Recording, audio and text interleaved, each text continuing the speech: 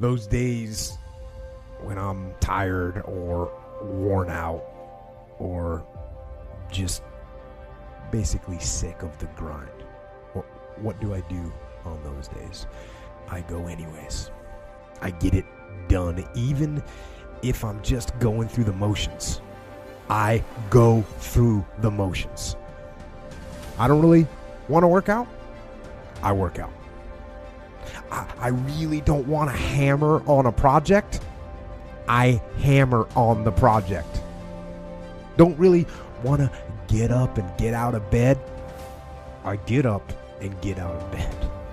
Now, these could be signals that you need some time off. And those signals might be right. They could be correct. But don't take today off. Not today. Wait until tomorrow. Don't give in to the immediate gratification that is whispering in your ear. Shut that down. Do not listen to that little voice. Instead, go through the motions. Lift the weights, sprint the hill, work on the project, get out of bed. Now, as an overall rule, I do not like procrastination. You need to get things done. But if you are going to rest, that is one thing that you should procrastinate on. That's the one thing I want you to put off until tomorrow. And if, when tomorrow comes, you still feel like you need to rest or you need to take a break, okay, take it. But the chances are you won't. You won't need that rest. Chances are you will realize that the desire to rest was just weakness. It was just the desire to take the path of least resistance, the downhill path, the easy path. And by simply going through the motions, you overcame that path. And you stayed on the righteous path, the disciplined path, which is right where you know that you belong. It's Murphy's Law. When things go wrong, they always seem to happen at once, and they just compound on top of each other. And it's pretty easy sometimes to feel beaten when you're faced with all those issues and all those problems, and they all hit you at the same time. But that doesn't mean give up. In fact, it means the opposite. It means it's time for you to fight harder, to dig in. It means it's time for you to go on the war path. And that starts with one of the fundamental laws of combat leadership: prioritize and execute. What's the biggest problem? What's causing the most stress? And then you get started. And I'm going to tell you right now, it won't be easy. It will be hard because life is hard. That's what life is. And these challenges that you face, they're going to do their best to take you down. Do not let them. Stand up, dig in. Line up those problems and confront them. Face them. Fight them. Do not let them bring you down. In fact, let those challenges raise you up. Let them elevate you. Let their demands and their trials make you stronger. Let the adversity you face today turn you into a better person tomorrow. So in the future, you look back at these struggles and you say to them, thank you. You made me better. Train hard, but always train smart. Don't do things that are going to hurt you. And this is a balance, just like everything else. You have to push yourself hard enough that you get stronger, but at the same time, you can't push yourself so hard that you get injured. So I think that's one of the keys. Another key is making sure you take adequate rests, which of course I'm usually guilty of not doing.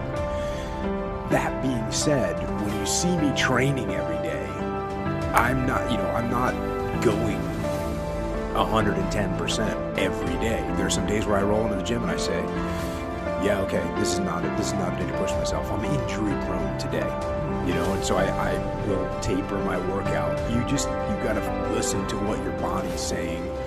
Another thing that I think is important about it is changing your goals and constantly chasing after different goals. That being said, you don't ever want to just completely stop elements of your workout. You want to keep. That's why it's good to not go in these extreme directions. Is that I always work out. Your brain is the most powerful weapon in the world. Once you put away your phones and your computers and all that we have nowadays, that's great. We're up to date. But your brain is the only thing you have when you're going through depression, when you're going through hard times, when you're going through death, real life. You can't Google that, man. You're alone. You may have a shrink you're going to, you may have a best friend you're going to, but there's 24 hours in a day where you're alone in this brain. And your brain is talking to you in all kinds of ways. And it wants to control you and pull you in these different pockets. If you can't control your own brain and your brain controls you, you got to tell your brain where you want to go and how you want to go and how you want to get there. You got to control it. If not, it's over. For instance, let's say you have no races. Let's say you have no classes, no nothing. There's no purpose in your life. People need to have purpose to get up. They need purpose to perform. You need to get to a point in your life where there's nothing on the docket. There's no 5K. There's no I'm going to get into school to be this or that and still perform to the highest level. Because what people don't get is one day that thing's going to come up. And if you're not constantly performing without purpose, you're not going to be ready when the time comes. It's this magical thing, purpose, that we're all looking for. But what's funny about it all is that we need these things to perform. But we don't take a second to realize the purpose is always there. The purpose never leaves us because the very purpose is you. You are always the purpose. I know there's so many people that have the ability and just refuse to get off that couch. Refuse to study a few more hours. Refuse to go deeper, to go further. It's so easy to be great nowadays, my friend, because most people are weak. Most people don't want to go to that extra mile. Most people don't want to find that extra because it sucks. It's miserable. It's lonely. But people go, man, you have such a strong will. It's something that you build. That's something that you have to develop. You develop that over years, decades of suffering and going back into the suffer. That's why a lot of people who graduate Navy SEAL training, they want to know, I talk about it very openly all the time. A lot of guys don't want to go back into that water. Don't want to go back into the hard stuff. Maybe not anything hard. Anything hard in life. Once you get through it, it's like you become a POW. Like how many POWs want to go back to POW camp? None. When something sucks so bad in life, this is on this that we're talking about now. Very few people want to go back. They're happy they graduated. I realized I'm the same way. I don't want to go back. I have to go back. I must go back. Because that is exactly where all the knowledge of my life exists. So I make sure a lot of things you can't avoid. So as I get up, I start to armor plate my mind and body. Like a person's going to war, you put your body armor on. That's what I'm doing on that run. I'm waking up and I'm giving myself all this armor. So when I come out in the world, and I look at that phone, I'm ready. I'm not waking up late. I'm not rushing around. I'm not disorganized because I know I'm gonna get hit in the mouth. There's an art to getting hit in the mouth. And that is why these things are important. You have to wake up and you have to give yourself belief. You have to give yourself confidence. So it starts with that run. A lot of people will, and some of these motivational people out here, it's the funniest thing in the world to me. They'll go and say, when you wake up in the morning, pound your chest. You know, fucking look at yourself in the mirror and do all this fucking bullshit. I hope it works. What works for me is that everyday resume. The things I know I've accomplished, the things I know I've done, real hard work, the real calluses on my mind, the real calluses on my hands. That's it. You don't need to pound your chest in the mirror fucking anymore if you have that. Belief is like, there's an after school special belief where the mom says, believe in yourself, and that's all great, but there's also a built belief. And the built belief is one where you are constantly, like for me, I came from a bad place. How I build belief is through the daunting tasks I put myself through. So that's proof positive that I can. So it correlates. And that's how this piece of shit kid that I once thought I was built belief. That is proof, motherfucker. So whenever you think you can't, confidence comes from the thing that you built. You must build belief. You must build confidence. It can't be like, hey, I'm gonna go knock that shit out. You gotta look over here and say, I can knock that shit out. It's belief, and it's built on what you put in to yourself. No, discipline is training. If you change your mind, your mindset, and really focus it on what discipline really is, you start to welcome discipline. You welcome self-discipline into your life.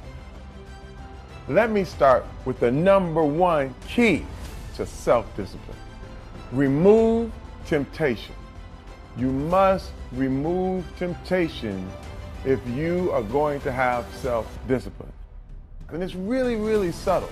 One of the things is by examining the way you think and how you act, you just make sure that you know where you are and you avoid those temptations. Same thing with eating.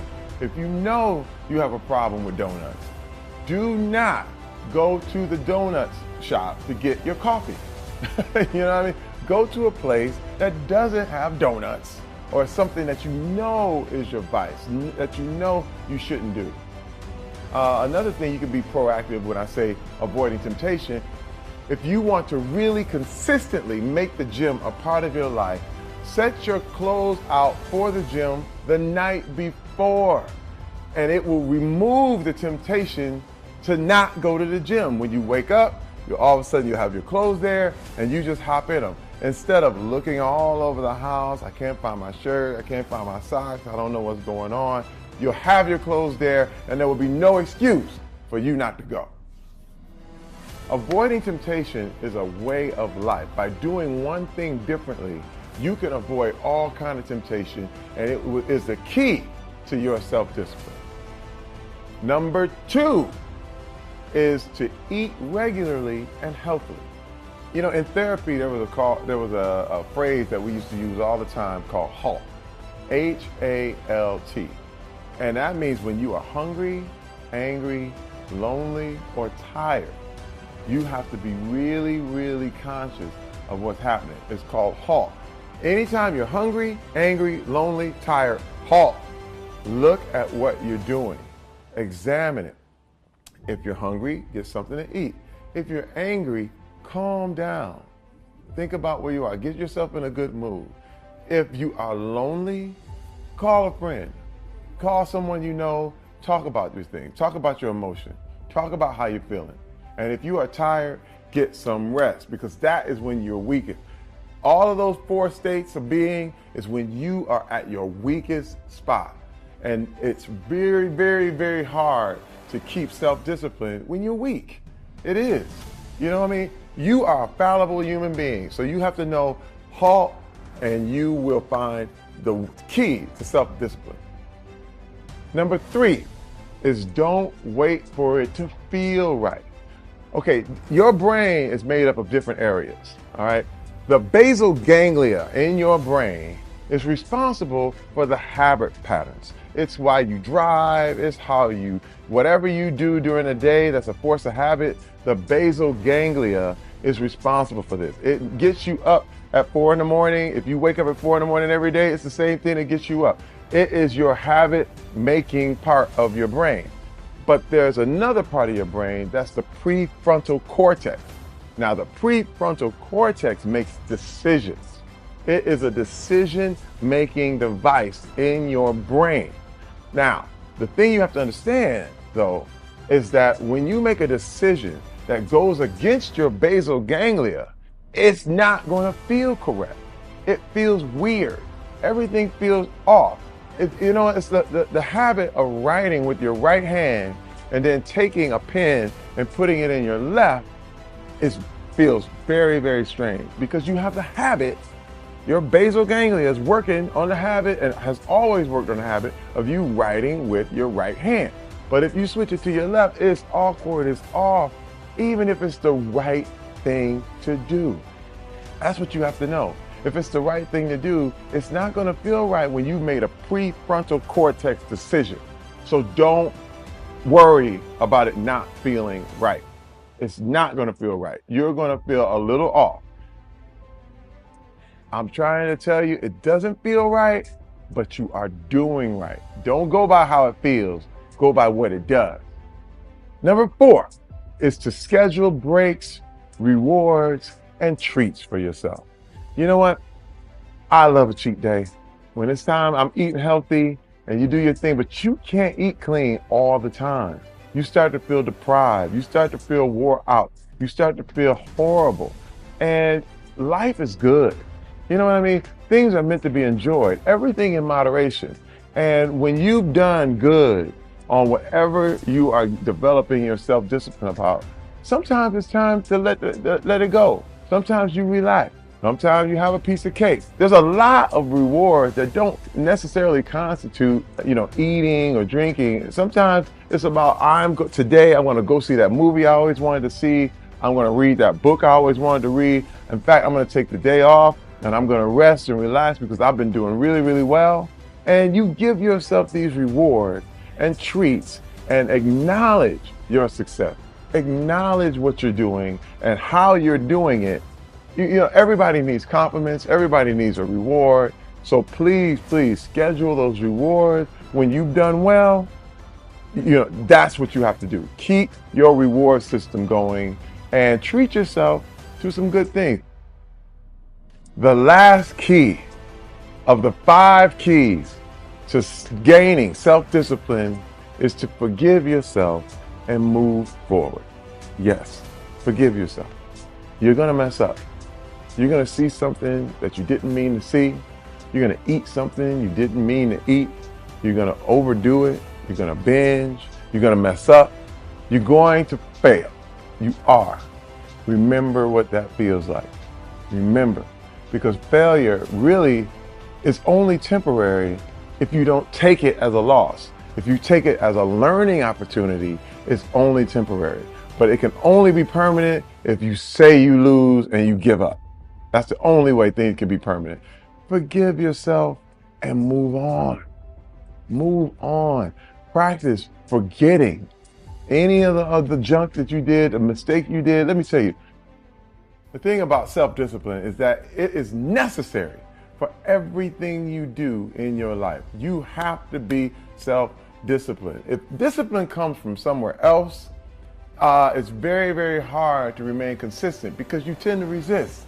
It's wild because I see trainers and they're in the gym with people. The guy or girl that they're working out hates their workout, hates it because the discipline is coming from somewhere else. It's something that you dread every time you go in. You don't really want to do it. Well, the truth is every trainer should work his way out of your life. Anybody who's working you out, your teachers, your trainers, your people, they have to train you to get out of your life. So you can go ahead, do your own workout, do your own thing, practice self-discipline.